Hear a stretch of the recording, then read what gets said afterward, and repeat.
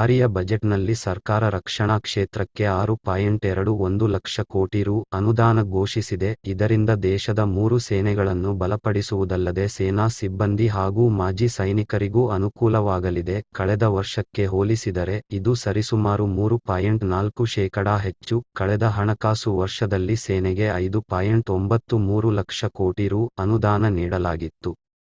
ಕೇಂದ್ರ ಬಜೆಟ್ನಲ್ಲಿ ರಕ್ಷಣಾ ಕ್ಷೇತ್ರವನ್ನು ಮತ್ತಷ್ಟು ಬಲಪಡಿಸಲಾಗಿದೆ. ಇದರಲ್ಲಿ ರಕ್ಷಣಾ ಕ್ಷೇತ್ರಕ್ಕಾಗಿ 6.2 ಲಕ್ಷ ಕೋಟಿ ರು ಗಳನ್ನು ಘೋಷಿಸಲಾಗಿದೆ. ಇದು ಕಳೆದ ವರ್ಷಕ್ಕಿಂತ ಸರಿಸುಮಾರು 3.4% ಹೆಚ್ಚಾಗಿದೆ. ಕಳೆದ ವರ್ಷ ರಕ್ಷಣಾ ಕ್ಷೇತ್ರಕ್ಕೆ ಸರ್ಕಾರ 5.93 ಲಕ್ಷ ಕೋಟಿ ರು ಘೋಷಿಸಿತ್ತು. ಒಟ್ಟು ಬಜೆಟ್ ಅನ್ನು ನೋಡಿದರೆ ರಕ್ಷಣಾ ಕ್ಷೇತ್ರಕ್ಕೆ ಸರ್ಕಾರವು ಗರಿಷ್ಠ ಪಾಲನ್ನು, ಅಂದರೆ 8% ರಷ್ಟನ್ನು ಇಟ್ಟುಕೊಂಡಿರುವುದು ಕಾಣಿಸುತ್ತಿದೆ.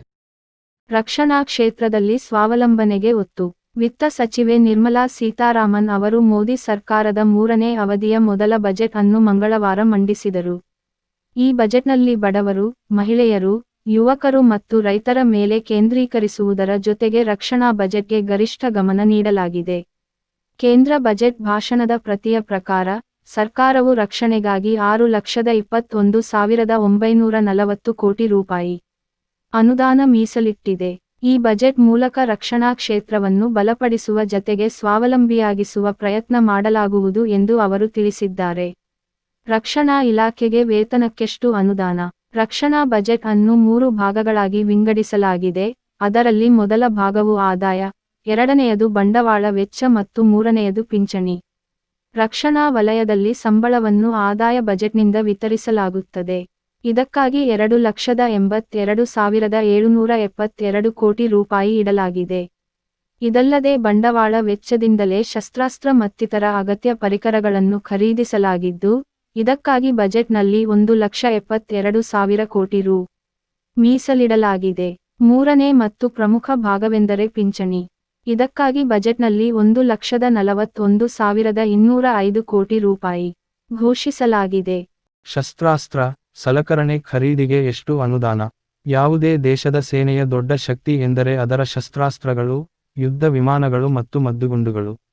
ರಕ್ಷಣಾ ಬಜೆಟ್ನಲ್ಲಿ ಶಸ್ತ್ರಾಸ್ತ್ರ ಮತ್ತು ಸಲಕರಣೆಗಳ ಖರೀದಿಗೆ 1,72,000 ಕೋಟಿ ರು ಘೋಷಿಸಲಾಗಿದೆ. ಈ ಹಣದಲ್ಲಿ ವಿಮಾನ ಮತ್ತು ಏರೋ ಇಂಜಿನ್ ಉಪಕರಣಗಳನ್ನು ಖರೀದಿಸಲಾಗುವುದು.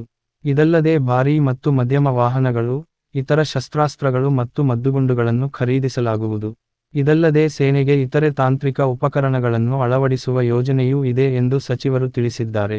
ಸೇನೆಗಾಗಿ ವಿಶೇಷ ರೈಲ್ವೆ ವ್ಯಾಗನ್ಗಳನ್ನು ಖರೀದಿಸಲಾಗುವುದು.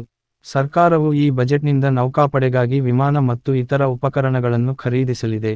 ಇದಲ್ಲದೆ ನೌಕಾಪಡೆಯನ್ನು ಬಲಪಡಿಸಲಾಗುವುದು ಮತ್ತು ಇತರ ನೌಕಾನೆಲೆ ಯೋಜನೆಗಳನ್ನು ಪ್ರಾರಂಭಿಸಲಾಗುವುದು. ವಾಯುಪಡೆಗೆ ವಿಮಾನ, ಭಾರೀ ವಾಹನಗಳು ಮತ್ತು ಇತರ ಉಪಕರಣಗಳನ್ನು ಖರೀದಿಸುವ ಯೋಜನೆಯೂ ಇದೆ ಎಂದು ಸಚಿವರು ತಿಳಿಸಿದ್ದಾರೆ. ರಕ್ಷಣಾ ವಲಯದ ಸ್ವಾವಲಂಬನೆಗೆ ಗುರಿ. ರಕ್ಷಣಾ ವಲಯವನ್ನು ಹಾಗೂ ಸೇನೆಯನ್ನು ಸ್ವಾವಲಂಬಿಯನ್ನಾಗಿ ಮಾಡಲು ರಕ್ಷಣಾ ಬಜೆಟ್ನಲ್ಲಿ ಹಲವು ಯೋಜನೆಗಳನ್ನು ಘೋಷಿಸಲಾಗಿದೆ. ಇವುಗಳಲ್ಲಿ ಸೇನೆಯ 3 ಪಡೆಗಳಿಗೆ ಬೇಕಾದ ಆಯುಧಗಳು ಮತ್ತು ಸಲಕರಣೆಗಳ ತಯಾರಿಕೆಗೆ ಅನೇಕ ಯೋಜನೆಗಳನ್ನು ಸಿದ್ಧಪಡಿಸಲಾಗಿದೆ. ಇದಲ್ಲದೆ ಸಾರ್ವಜನಿಕ ಉದ್ದಿಮೆಗಳಲ್ಲೂ ಹೂಡಿಕೆ ಮಾಡಲು ಸರಕಾರ ಸಿದ್ಧವಿದೆ. ಈ ಹಿಂದೆ ಮಧ್ಯಂತರ ಬಜೆಟ್ನಲ್ಲಿಯೂ ಹಣಕಾಸು ಸಚಿವೆ ನಿರ್ಮಲಾ ಸೀತಾರಾಮನ್ ರಕ್ಷಣಾ ಕ್ಷೇತ್ರದಲ್ಲಿ ಡೀಪ್ ಟೆಕ್ ತಂತ್ರಜ್ಞಾನವನ್ನು ಬಲಪಡಿಸುವುದಾಗಿ ಘೋಷಿಸಿದ್ದರು.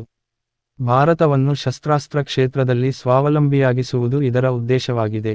ಇದಲ್ಲದೆ ರೋಬೋಟಿಕ್ಸ್, ಮೆಷಿನ್ ಲರ್ನಿಂಗ್ ಮತ್ತು ಕ್ವಾಂಟಮ್ ಕಂಪ್ಯೂಟಿಂಗ್ನಂತಹ ಕ್ಷೇತ್ರಗಳಲ್ಲಿಯೂ ಸಂಶೋಧನೆ ನಡೆಯಲಿದೆ.